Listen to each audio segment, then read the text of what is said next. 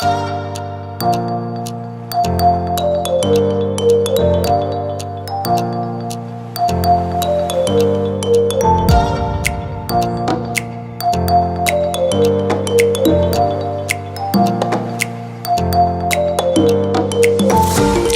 to another episode of Step by Step podcast. Today I have a very lovely guest with me, someone I have known for almost 15 years now. I think since you're in high school to now when you're a mom of two, this achieved successful career person, a wife, so many things. So I'm so happy that you're here today. Thank you so much for having me, Karen. Yeah. It's my pleasure. Thank you for inviting me to just also to have my story heard, or a bit of my story heard. So thank you. You're welcome. So I think you can introduce yourself to my audience so they get to know who you are and what you're about. Sure. So my name is Kendi Kamwambia. I am a wife, I'm a mother, I'm also a professional woman. So these are all my crowns, all my titles that I love, that I've worked hard to earn, that I've prayed for. And now they're here. And although sometimes, we might be caught up in complaining about how heavy these things are for us to carry, we must also remember that they are blessings and that they were once our prayers. Yeah. That's nice. So I've known you for a long time, but I think it was only about 2021 when we had some deep conversations about some things, and I liked how you think, your perspective on certain issues. So when I started this podcast, I was like, I must have Kendi here. And I'm so happy that when I asked you, you were very excited to do it. And I'm really grateful that you honored my request to come here. So there's a wide range of things that we could have talked about. So I want to understand why you thought motherhood was the best thing to talk about. What is motherhood to you, and why do you think it's an important conversation that we need to have?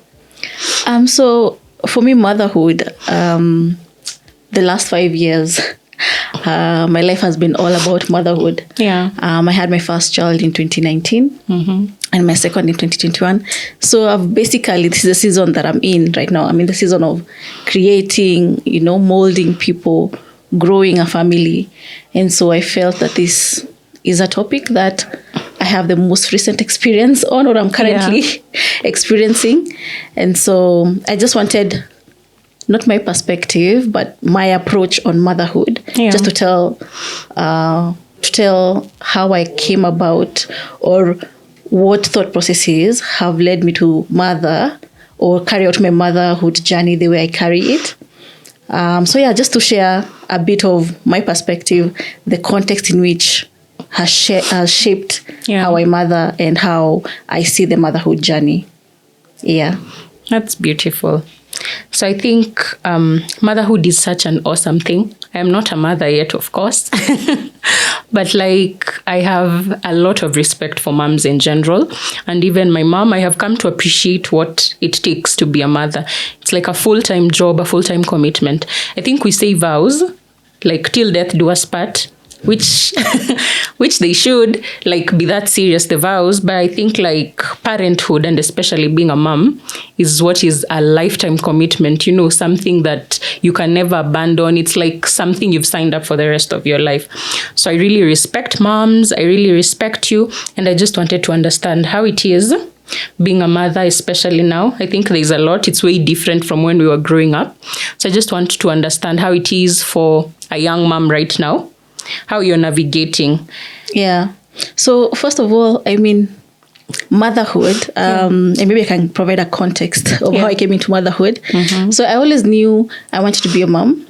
I got married at 26. At that time, I'm thinking, it's me, my spouse. Yeah. Let's just have our fun, travel the world, we'll start becoming parents way later after we've had all the fun. Yeah. For some reason, it felt like motherhood would impede fun and have an additional burden, which is true. To some extent, you can't just wake up on a whim and travel. When you have kids, you have to really plan your travels. You have to really adjust a lot for you to be able to move around with a child. Yeah. So initially I thought let's have fun until maybe at the age of 35, so that we can settle down and now, have children. Yeah. But as I kept thinking about it, I knew it was going to be a hard task, and I knew if I do it now at 26 or I do it later even at 36, it's not going to water down just how hard that experience would be. It would still be the same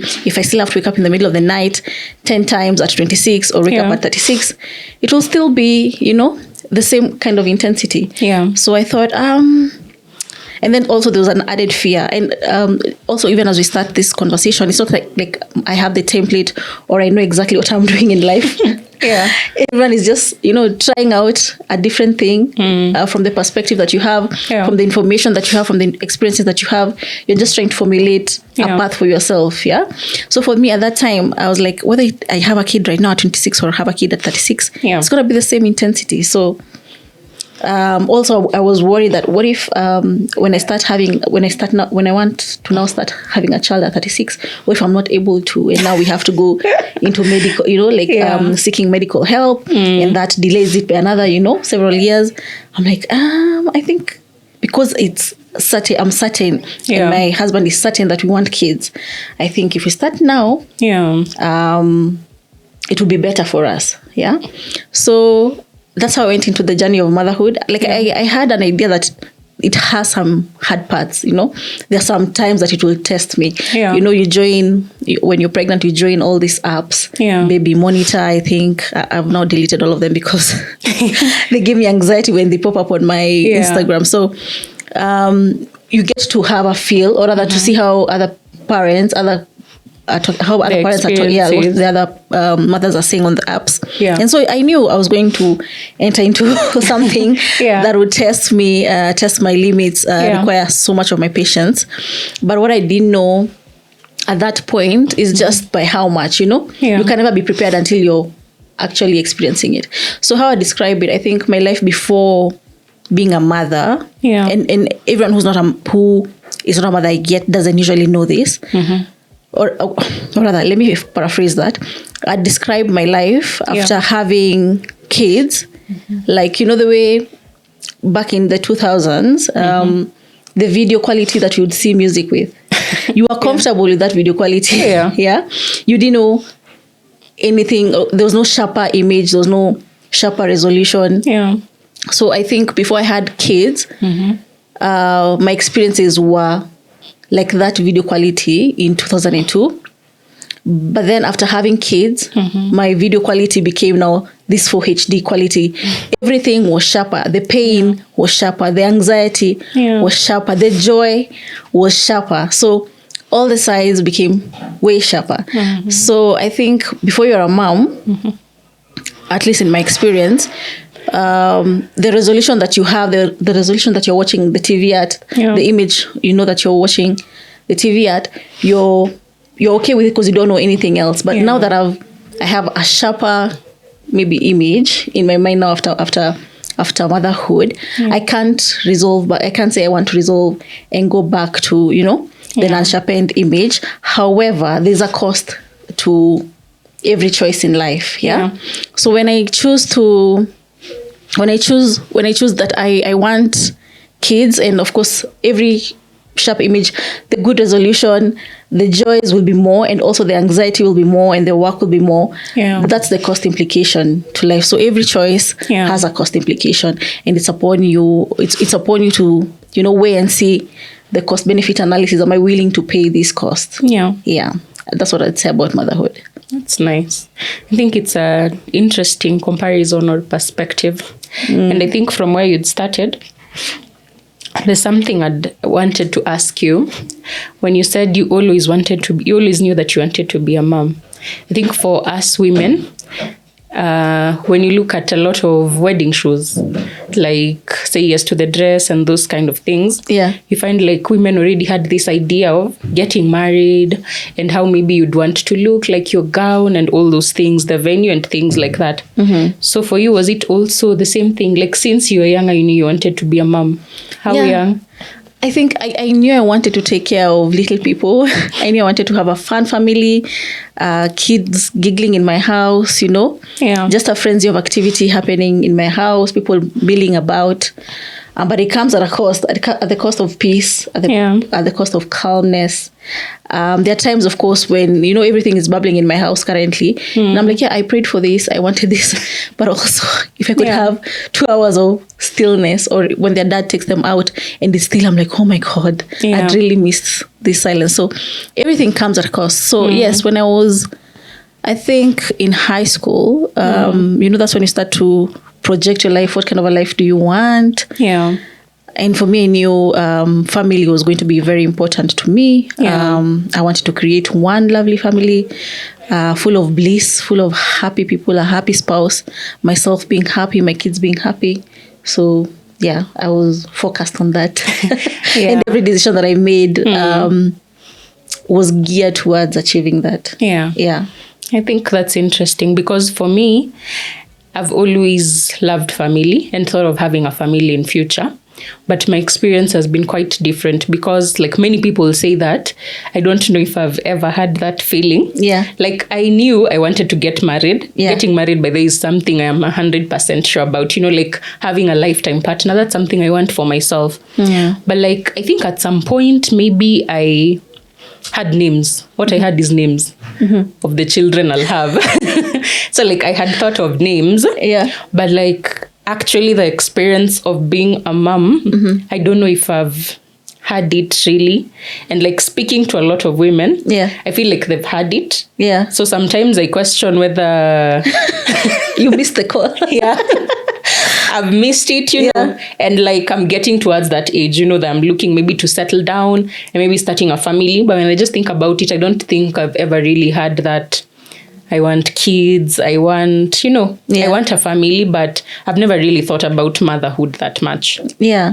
I mean, it's not written anywhere that it's a must that every woman has a child, So our mindset's always a context of our environment, our context of where we are, and the freedoms that we have.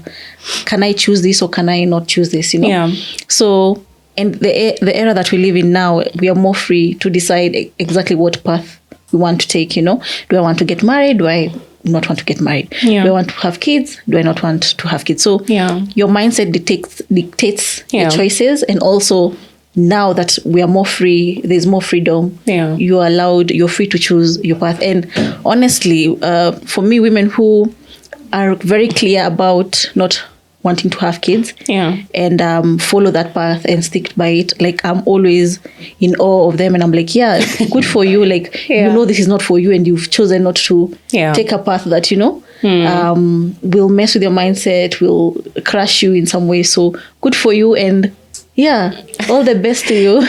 Whatever someone feels exactly. But I think for me it's not really like a tier, never say never. It's just more of timing. I feel like I'm not in that space right now. I don't know how soon I'll get into that space. You see, it becomes a bit problematic when you're thinking, I want to meet someone, I want to settle down, start a life. But then you're thinking probably the expectation of the other person is that as soon as you get married, you need to have kids, And so for me, it's just a matter of timing. I'm just like, I think when the time is right, I will feel it, Okay. So that's something else you said. You became a mom at 26, 27. I think 28. 28. I got married at 26. Pregnant at 27, then 28. That's when so I know you've said like there is no one fits all. Like definitely. Model of life or anything like that. But from your experience now, you had a baby at 28. You definitely relate with people who've had children earlier, maybe later than you. Like, would you say there's really the right age or right timing? More like, what's the right timing? How do you know that it's the right time to have a kid? I mean, there's no right time to have a kid, honestly. I think for me, what propelled me was, what propelled me to my choice of let me just have now instead of my planned, the delay that I had planned was why don't I want to have a child now? Like I asked myself that question. I've gotten married. I have we have little resources to support a child. Yeah. So why not now? And I found out that it was fear at that time. Yeah. Fear was what was holding me back from not making that leap. And so I decided I'm not going to let fear dictate my life. I'm not going to make a choice out of fear, And so just bite the frog, jump into the deep end. Yeah. So then that was the thing for me at that time. But by all means, there's no right time really. Perspectives are different. Yeah. It's still going to be the same level of difficulty.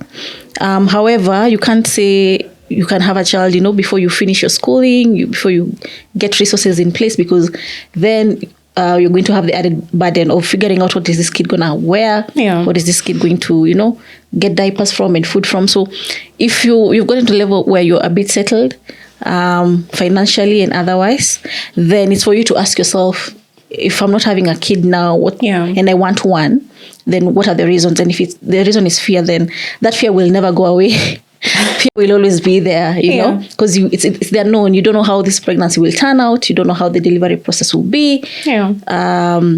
You don't know how many nights you will not sleep. So just jump in, just dive into the deep end and figure it out, because this is the plan that you had. This was the overall plan. Yeah. So then it's a matter of when. It's not that it's a matter of if you're going to have. So when it's a matter of when, just ask, what is holding me back? Yeah. If it's fear, then address the fear. But if it's something else, then also by all means figure that out and assess that in your own capacity, in your own environment, and what makes sense to you. So you're saying there's no right time? No. But there's certainly a time that is not right. There's certainly a time that is not right. At 18,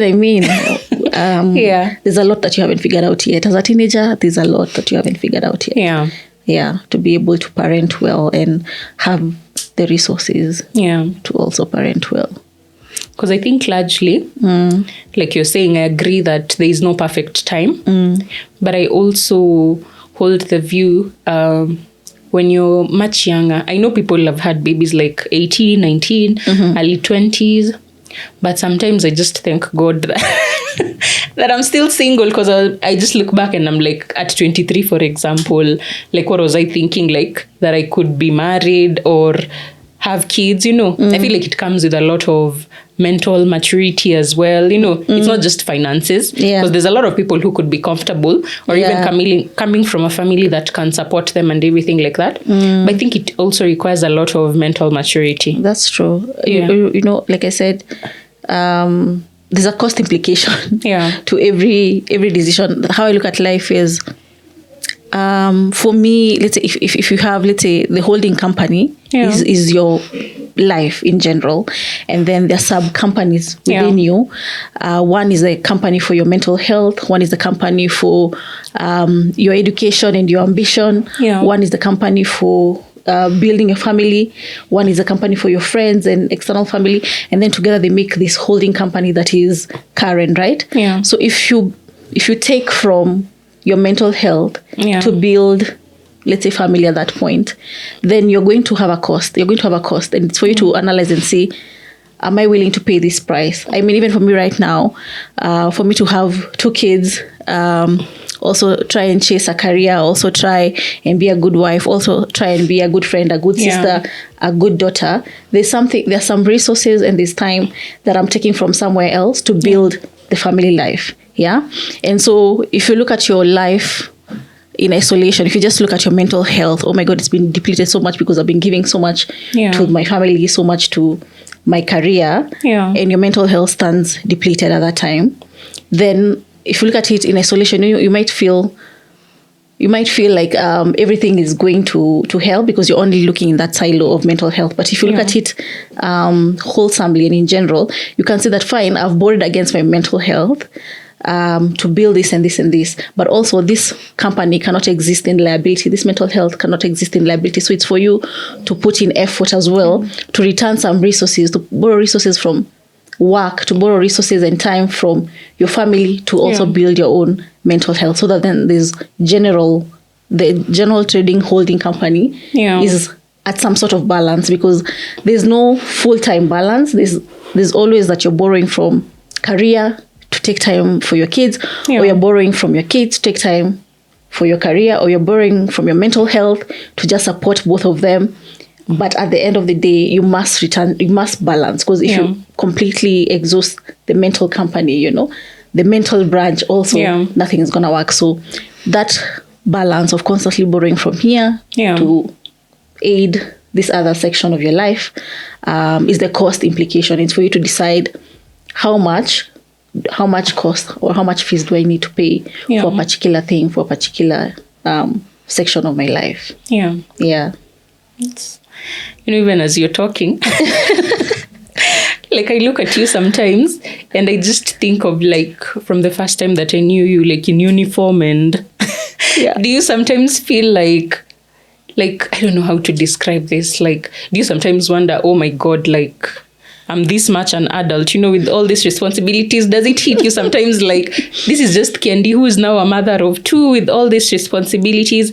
Like, does it feel surreal sometimes? It does. It's surreal that all these things are your responsibility. But one thing that I know is the minute God gives you these people to take care of, this thing to be a custodian of, He gives the grace as well. It's for you to create the right mindset. Yeah.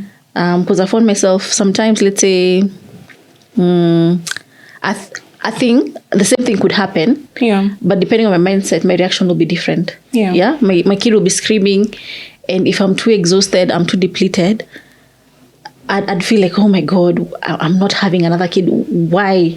Why would I want to have another kid? This has been the most,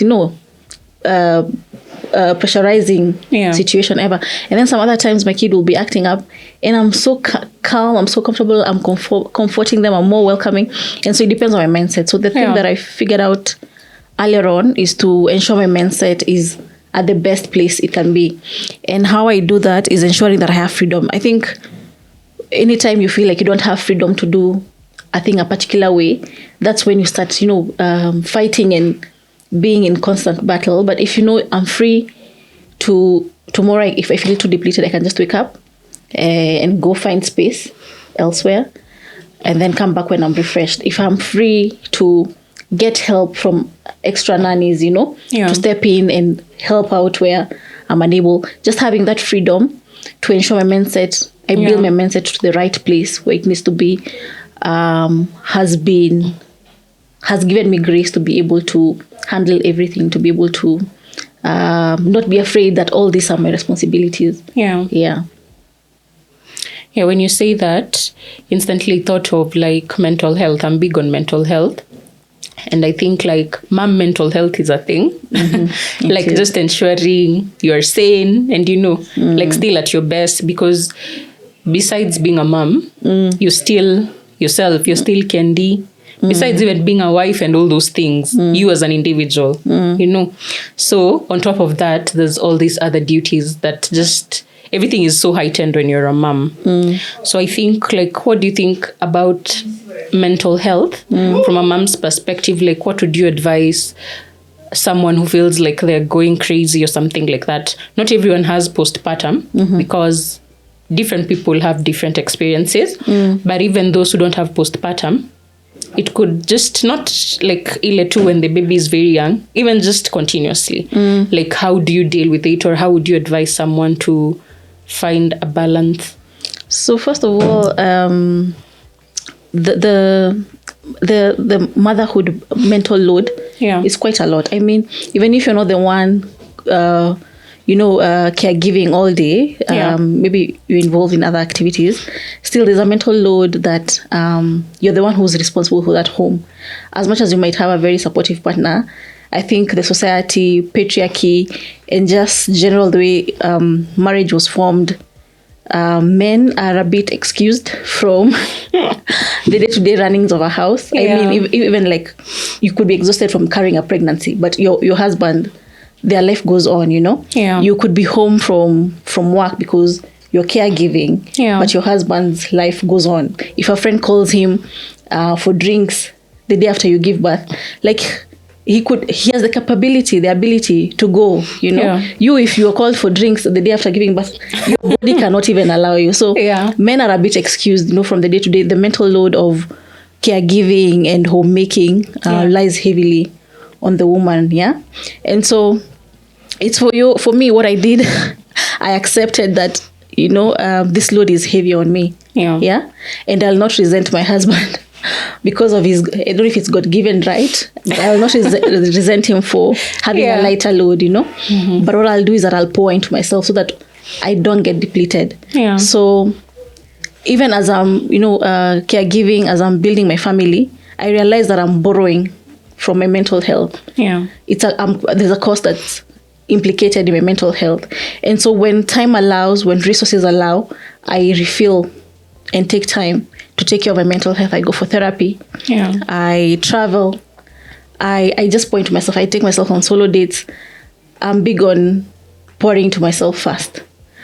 That being said, so these are things that I can control. Yeah, I have the freedom to control pouring into myself. But there are things that cause the motherhood mental load that are outside your control, you know. Kids get sick all the time. The economy is crazy. So there are things that will still give you anxiety that are outside your control. And so for me, those ones I take to God. I'm like, God, you gave me these kids. They're custodian. But I can't think 100, you know, I can't carry things that are outside my control. How will I control a child not getting sick, you know? For instance, how will I control the economy as one person? So the things that are external, those ones I just go to God. I'm like, you, God, fix them. Remove this cup for me. You know, if it's a thing that's happening, sickness that's happening, I'm like, just remove this cup for me. And if there's a lesson that I'm supposed to be learning right now through this hardship, let me learn it quickly. Yeah. Let me grasp those lessons quickly, and we advance from this situation. So for the things that I can control, I try as much and control. Yeah. Where I need help, I have 2 nannies, and I need 2 nannies. People have judged me for having 2 nannies, but No me, I'm the one who knows why I need 2 nannies. Yeah. So that then the main work that I do in my home is pouring out love on these kids, any chance that I get, so that I'm not spending the free time that I have, you know, following up after people, you know, cleaning the house, ABC, ironing. No, I want my free time after I'm done creating, you know, generational wealth for them, creating a healthy family, financially, economically, spiritually, you know. The time that I have free from that, I just want to pour love into my family, not to be doing manual labor. Yeah. So the things that I can control, I really try as much and control. The things that are outside my control, that's where I hand over to God, and I'm like, you fix it. Yeah. I think that's beautiful. I've seen recently on you on a momcation, which is nice. I like that you're saying you're like very intentional about those things. Yeah. And I think you're also very blessed that you can do these things. Yeah. Not just you're saying like the economy, things are not easy. It's true. So the fact that you can just like go for a solo vacation or just take some time off, go somewhere, do something, it's a blessing. It's a blessing. Yes, and you're blessed. Yeah. So but I think it's also interesting when you're saying people have a lot of opinions. Just like you said about having 2 nannies. Yeah. I think there's a lot of judgment. Even as much as we say like the world is becoming more open-minded and more informed about a lot of things, there's still a lot of judgment. I don't know if you've experienced judgment beyond that. Like sometimes it's even the age at which the baby goes to sleep in a different room, maybe with the help or whatever. Like mom there's a lot of judgment around that. And it's mom shaming actually, because a lot of it will fall on the mom. It's true. It won't be so much about the father. Yeah. So like have you experienced a lot of mom shaming? Definitely. I mean, people have different perspectives. Yeah. But your life is yours to live, honestly. And you're the one who knows where your mental capacity is. Karen, you can't know how many loads I'm carrying. You can't know my anxiety level, where it's at. Yeah. And then you're okay in your house having 1 nanny. Yeah. And you judge me for having 2 nannies. And maybe if I only had that 1 nanny, my life would be exploding, you know. I'd be leaving the stove on, burning the milk, almost burning the entire house. Yeah. So let me take my life at the pace at which I know will be comfortable for me. Yeah. And there's no There's no trophy for which mom suffered the most, Yeah. which mom changed the most diapers, which mom cleaned their house more this year. Yeah. There's no trophy award for over extending yourself, really. Yeah. So where you can, get the help Yeah. that you can. And then spend your time doing the things that you love. I love my kids. I love my husband. I just want to be smooching them 24/7 Yeah. with the free time that I have. And then the other time, I'm also smooching on me, taking myself for a spa, getting my nails done, just relieving the pressure, because we live in a really pressurized environment. Yeah. Then when it's now time to go face the music, work, Yeah. nini, I'm equipped and I'm at a good state. And I'm not compromising on my mental health too much. I'm not compromising on my family. I'm not compromising on my career. Yeah. I'm sort of just borrowing in between. Yeah. And when I feel that one area is getting depleted, just pouring into it and borrowing from a different part of my life. Yeah. Yeah. And I think also what you're saying is true. I feel like, I don't know if this is correct, but I feel like us 90s babies and maybe 80s babies are the biggest victims of mom shaming, or if parent shaming is a thing, because there is a way we were raised that is quite different from the kids who are growing up right now. So like people have a lot of opinions about how much freedom like you're giving your kids to use devices and many things. So I feel like people have so many opinions. So I feel like the greatest burden is with, are we millennials? Yeah, we're millennials. 90s, 80s babies. I think that's where the thing is. So what would you say for you? Like, I'm sure you can see a clear difference between how you were raised and how you're raising your kids. And do you think people are entitled to have all these opinions about people's parenting? So first and foremost, most moms, and then that's the thing that I had to, I had to tell myself, every mom is working for the good of their kids. Yeah. You want your children to be the best, in school, to be well balanced mentally, to be successful in life. So the parents that don't want that are the exception. But most mothers, that's the goal of every mom. Yeah. We go about it differently. And we're all coming from the same place. We're all coming from a place of loving my kid. Yeah. So for you, Karen, let's say, for instance, you, after paying all your bills and everything, you have, let's say, 100K remaining in your account, and you're a mom. And you say, for me, this 100K, I want to spoil my kids. I want to take them on a holiday to Mombasa. I just want them to experience life. Yeah. And I'm a mom as well, and I have 100K remaining in my account. I say this 100K, I think I'll put it in my in a savings account, or like an education trust, for my kids. Or I won't even put it in an education trust. I'll save it until I can buy a piece of land that my kids will come to inherit from me later. You see, we're all being inspired by our kids. We're all coming from a place of loving our kids. But if my kid sees Karen's kids going on holiday, they'll be like, lakini mom, utupelekangi holiday. Yeah. And they might feel the type of, or even you'll be like, ata huyu apelekangi watoto wake holiday, wajaenda holiday. Yeah. Since 1990, So that's where the mom shaming comes. You're doing this. Yeah. I don't know the reasons why you're doing that, but I'll shame you because you're not acting the way I am acting. Or I'll even shame myself, like, kaya kisi jipeleka watoto wangu holiday na Karen anashinda amepeleka watoto wake holiday, Yeah. So we'll also guilt ourselves.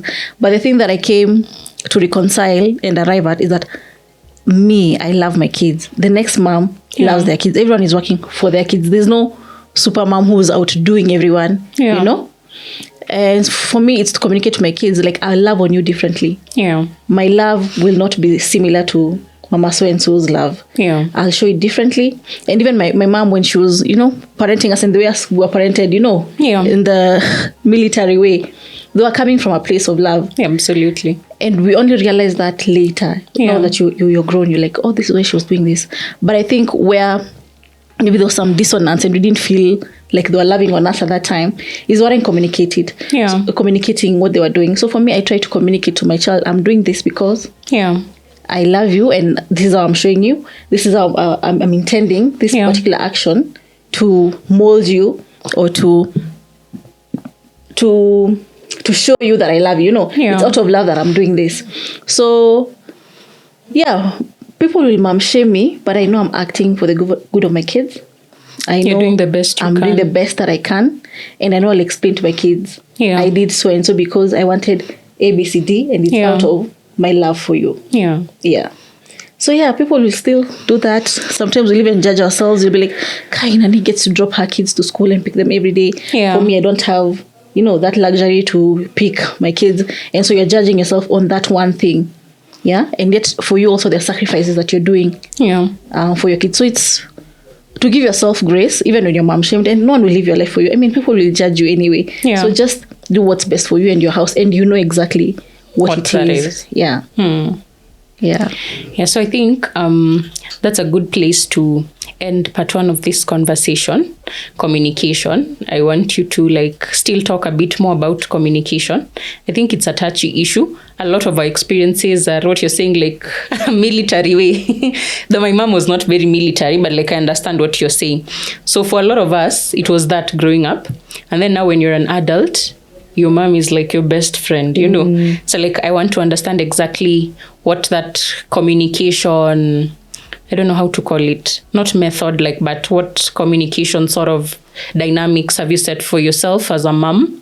And I also want us to speak about quite some touchy issues that I know you have opinions on. Okay. So I don't want my audience to miss the juice of everything.